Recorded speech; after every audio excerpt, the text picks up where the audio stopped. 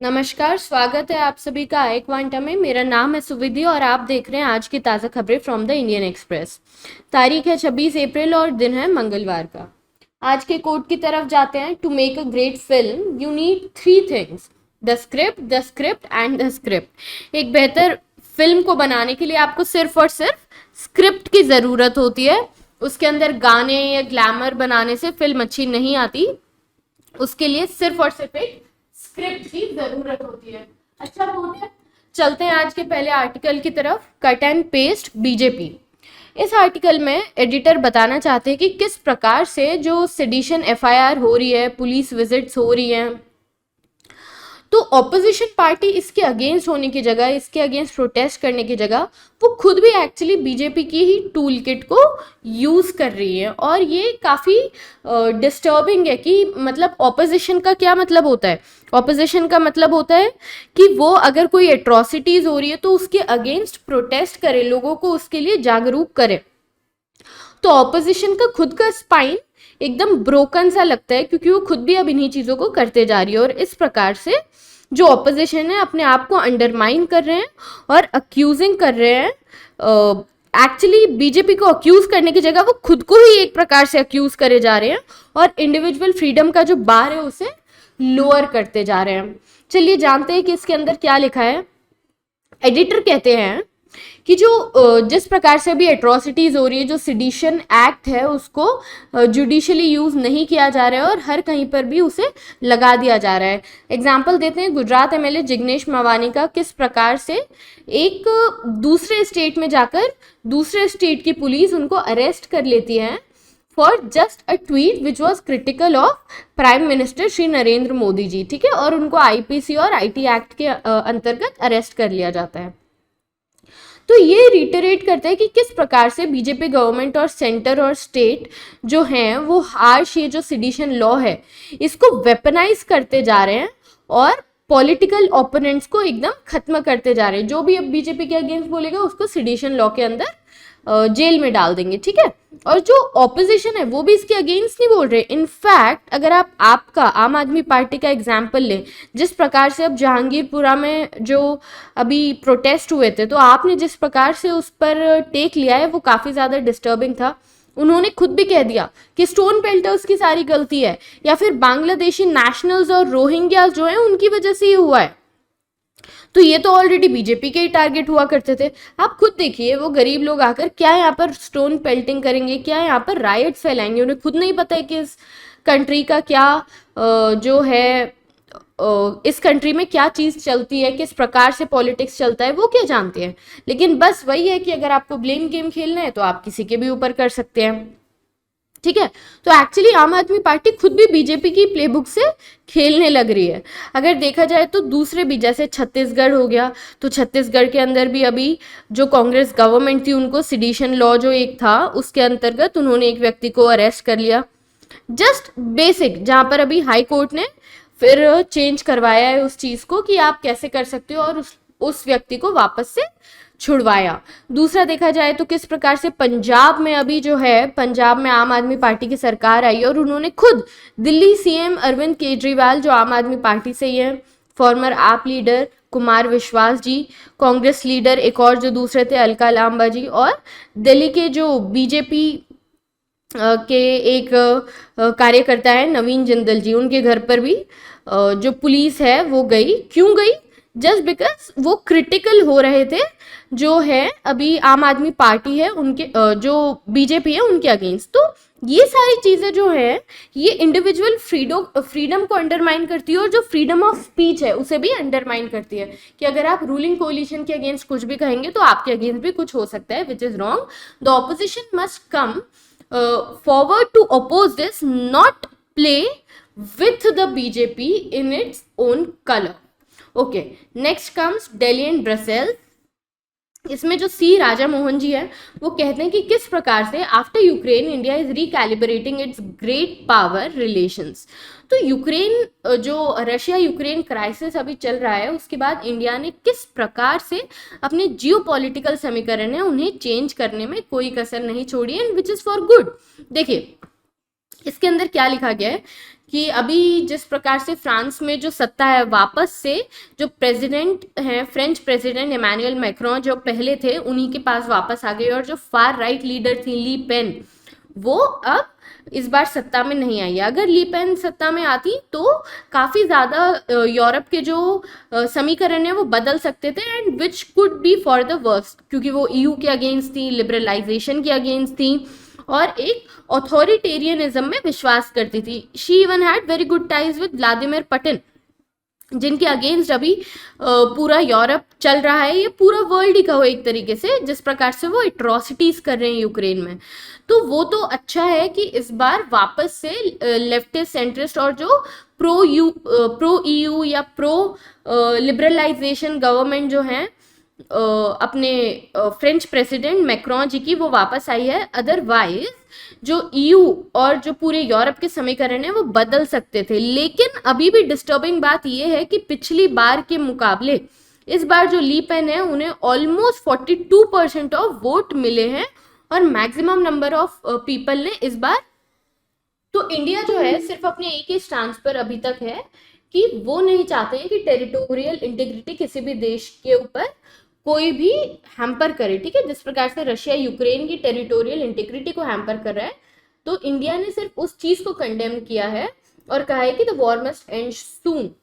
तो देखिए अब जब भी वॉर एंड होता है तब रशिया एक बहुत ही वीकेंड पावर की तरह इमर्ज होकर आएगा। एक तो ना ही कोई इकोनॉमी उनकी बची हुई होगी, इन्फ्लेशन बहुत ज्यादा हो जाएगा, लोगों में रशिया के जो है काफी ज्यादा आक्रोश होगा, तो इकोनॉमिक वेट भी काफी कम हो जाएगा। और जोग्राफिकल प्रोक्सिमिटी जो है इंडिया की विथ यूरोप वो इतनी नहीं है, लेकिन रशिया यूरोप की जोग्राफिकल प्रोक्सिमिटी भी काफी ज्यादा थी, इसलिए हमेशा यूरोप रशिया के साथ टाइज रखना चाहता था। लेकिन क्योंकि अभी एकदम डेड एंड पर आ गया है, भले ही हमारी प्रोक्सिमिटी ना हो यूरोप की, लेकिन यूरोप एक बहुत बड़ा पोटेंशियल मार्केट है जो इंडिया को टैप करना है काफी समय से, ठीक है।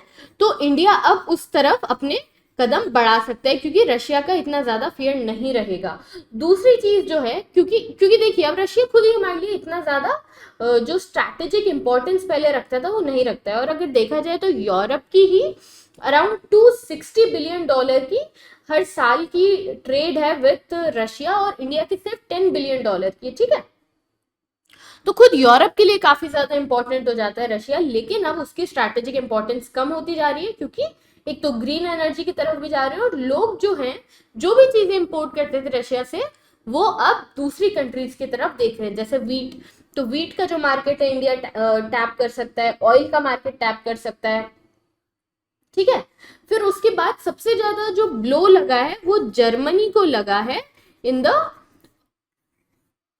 European union. क्यों? क्योंकि जर्मनी ने जो है बहुत ही स्ट्रॉन्ग कमर्शियल टाइज बना लिए थे रशिया से, और अब क्योंकि रशिया पर सैंक्शंस है तो जर्मनी के अंदर भी इन्फ्लेशन बहुत बढ़ गया है, पावर कट, पावर आउटरीजेस बहुत हो रहे हैं।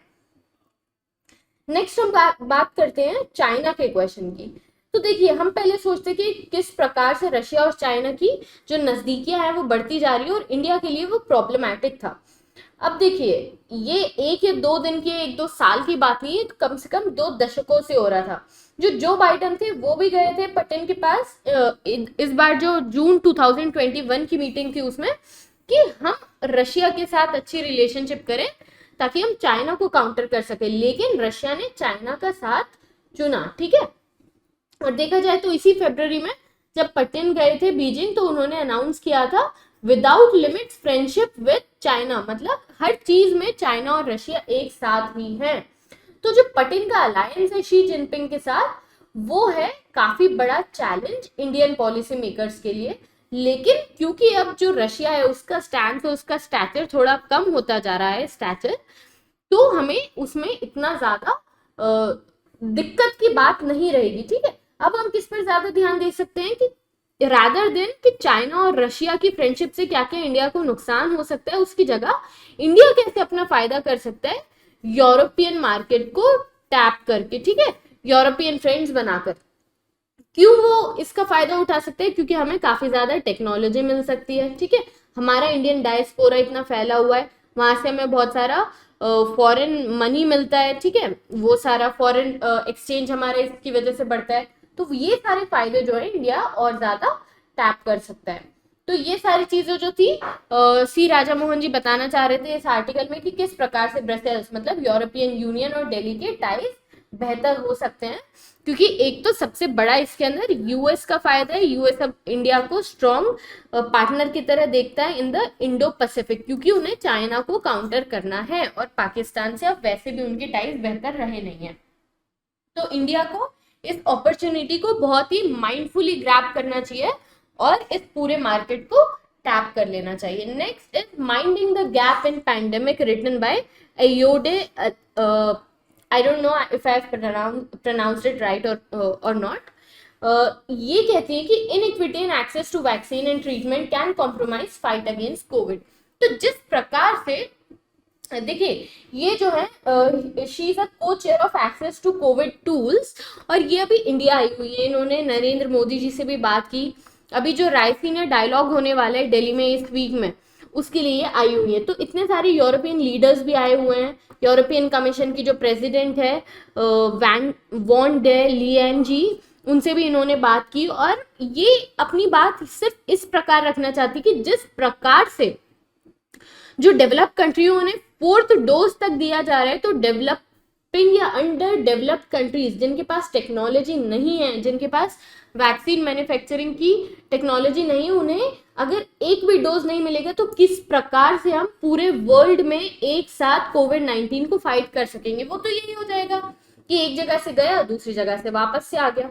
तो एटलीस्ट अभी जो है अभी की कंडीशन, क्योंकि एक पैंडेमिक बन चुका है, उसे देखते हुए जो डेवलप्ड कंट्रीज है और जो फार्मा कंपनीज है, उन्हें प्रॉफिटेबिलिटी की बात को छोड़कर जो टेक्नोलॉजी ट्रांसफर है उसकी बात को ध्यान देना चाहिए, because this is about humanity, this is not about कि आपको अभी प्रॉफिट बस बनाने के लिए देखना चाहिए। आप टेक्नोलॉजी ट्रांसफर कीजिए। जो डेवलपिंग कंट्रीज है जैसे इंडिया है, इंडिया के पास अच्छी मैन्युफैक्चरिंग फैसिलिटी, आप उन्हें टेक्नोलॉजी ट्रांसफर करके, वैक्सीन को ट्रांसफर करके, और जो डेवलप्ड और अंडर डेवलप जो डेवलपिंग और अंडर डेवलप कंट्रीज है वहां पर वैक्सीन का सप्लाई कीजिए।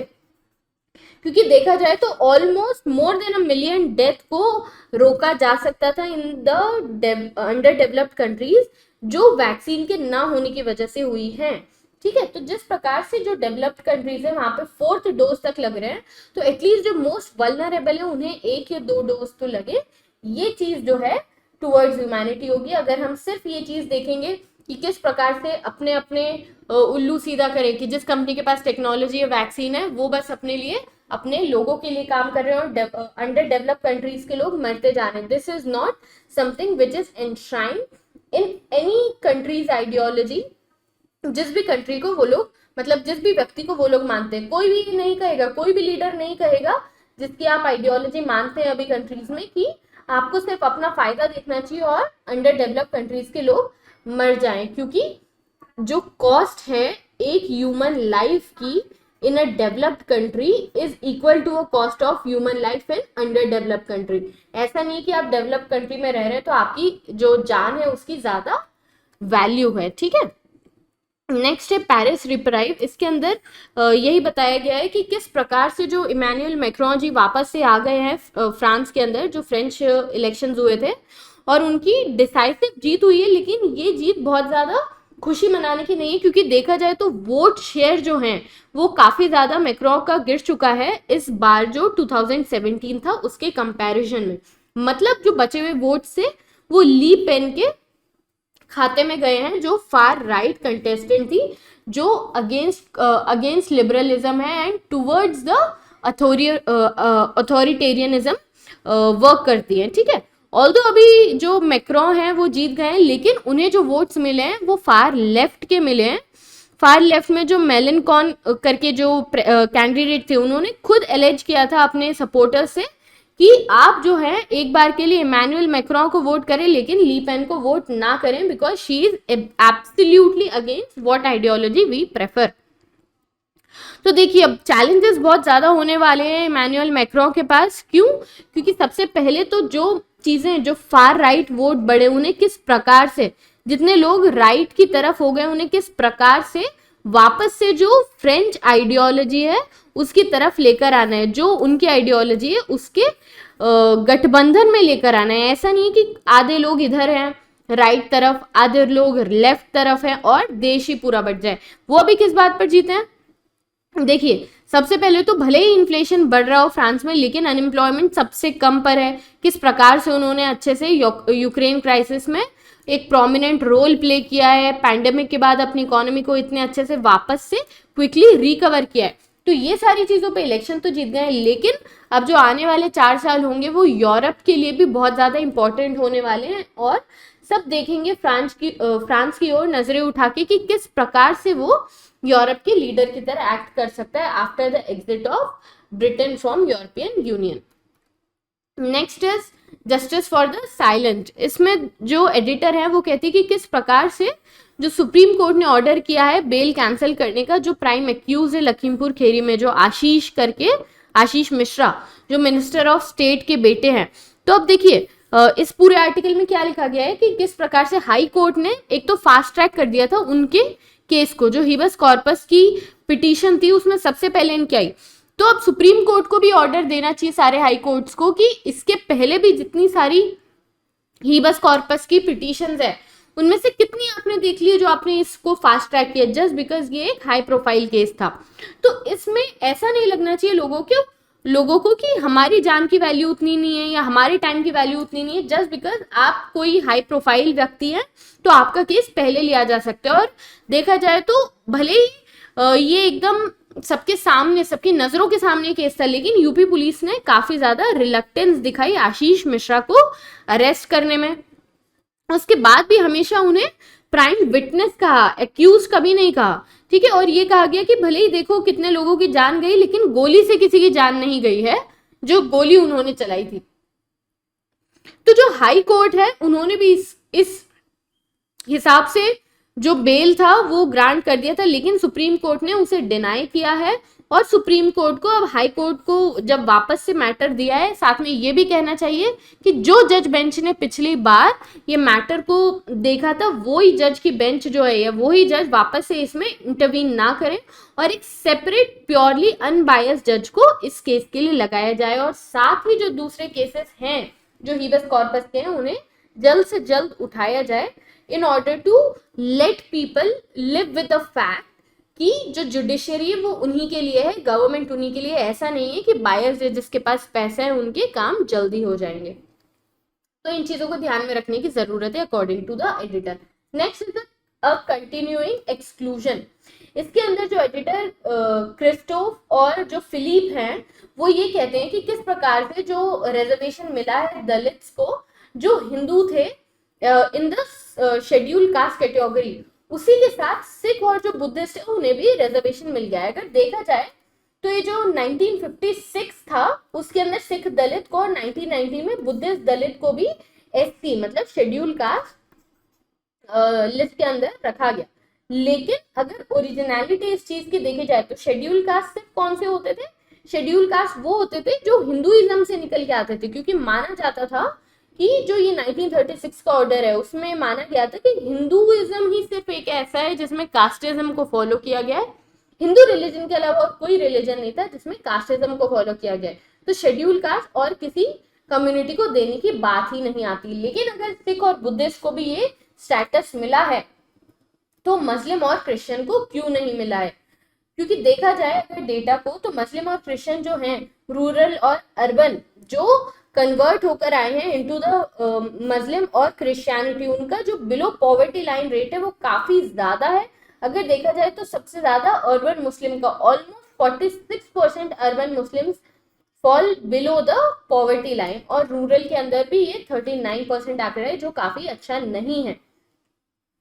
ये जो आंकड़े आए हैं ये आए हैं 2008 की स्टडी में जो नेशनल कमीशन फॉर माइनॉरिटीज ने बनाई थी। इसके अलावा एक और स्टडी भी हुई थी जिसमें सेम आंकड़े सामने आए थे। तो अगर ये स्टडीज ऑलमोस्ट ऑलरेडी टेबल भी हो चुकी है, 2007 में थी एक जस्टिस रंगनाथ मिश्रा कमेटी, उन्होंने भी ये चीज की थी। तो अगर ये सारी चीजें ऑलरेडी टेबल हो चुकी है तो क्यों अब जो है शेड्यूल कास्ट का कोटा नहीं दिया जा रहा है दलित मुस्लिम और दलित सिख को, दलित क्रिश्चियंस को, जबकि वो भी इतना ज्यादा बिलो पॉवर्टी लाइन में फॉल करते हैं। देखिए ऐसा कहा जाता है कि सबसे ज्यादा तो इसमें दिक्कत किसी होगी, सबसे ज्यादा दिक्कत होगी जो दलित सिख, दलित हिंदू और दलित बुद्धिस्ट है, क्योंकि उनकी कोटे के अंदर से ही तो इन्हें भी जगह मिलने वाली है। तो ये जो आर्टिकल 14, 15 और 16 इक्वालिटी प्रोविजन कॉन्स्टिट्यूशन का, उसे भी ब्रीच करता है, क्योंकि अगर पहले ये वाली चीज थी कि सिर्फ हिंदुइज्म, जो हिंदू रिलीजन है उसके अंदर ही ये जात का होता है कि कास्टिज्म फॉलो होता है, सिर्फ इन्हें ही देना है एससी कोटा, तो या तो आप देते नहीं सिख और बुद्धिस्ट दलित को, लेकिन अगर आपने इन्हें दिया है तो बाकी जो बिलो पॉवर्टी लाइन फॉल करते हैं क्रिश्चियन और दलित, उन्हें भी मिलना ही चाहिए। देखिए, एक पॉजिटिव रीइंफोर्समेंट जो होता है ना शेड्यूल कास्ट होने का, कि आपको थोड़े प्रोविजंस और थोड़े बेहतरी, थोड़े फायदे मिल जाएंगे, वो चीजें मिल रही है, इसीलिए लोग शेड्यूल कास्ट में होना चाहते हैं। अदरवाइज अगर देखा जाए तो शेड्यूल कास्ट के अलावा जो दूसरे सिख, जो दूसरे मुस्लिम और क्रिश्चियन दलित हैं, उनको आज भी अनटचेबिलिटी उनके लिए एक बहुत बड़ा टैबू तो नहीं कहेंगे, बाकी दूसरे लोगों के लिए जो जिस कम्युनिटी में वो रहते हैं उनके लिए आज भी अनटचेबिलिटी एक बहुत बड़ा टैबू है। अभी भी अगर देखा जाए तो बहुत सारी जगह ऐसी है जहां पर अगर दलित क्रिश्चियन है तो उनकी सेमेटरी भी एक अलग होती है, जनरल क्रिश्चियन के साथ उन्हें नहीं बरी करने दिया जाता है। तो ये सारी चीजें अगर अभी भी फेस कर रहे हैं, अनटचेबिलिटी अभी भी चल रही है, तो क्यों ना उन्हें भी शेड्यूल कास्ट का कोटा मिले, ये बात कहते हैं एडिटर इस आर्टिकल में। तो ये सारी चीजें थी आज के इंडियन एक्सप्रेस एडिटोरियल में। अगर आपको ये आज का एडिटोरियल पसंद आया हो तो प्लीज़ इसे लाइक कीजिए, शेयर कीजिए और सब्सक्राइब कीजिए। मिलते हैं कल इसी समय पर। जय हिंद, जय भारत।